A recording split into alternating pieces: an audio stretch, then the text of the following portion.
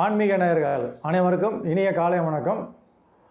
உங்களுடைய ஜாதக பலனை நீங்களே எளிதான முறையில் தெரிஞ்சுக்கணும் அப்படின்னாக்கா முதல்ல சூரியன் எந்த ராசியில் இருக்கிறாரு, சூரியன் எந்த ராசியில் இருக்காதோ அதை அடிப்படையாக வச்சு தான் லக்னத்தை நீங்கள் கணிக்க முடியும்.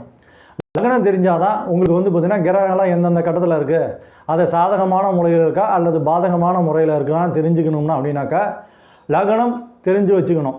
அந்த லக்னம் பார்த்திங்கன்னா தெரியணும் அப்படின்னாக்கா உங்கள் ஜாதகத்தில் லக்னத்தை நீங்கள் கணிக்கணும் அப்படின்னாக்கா சூரியன் எந்த ராசியில் இருக்காரோ அதுக்கு தகுந்த பிறகு தான் உங்களுக்கு லக்னம் அமையும்.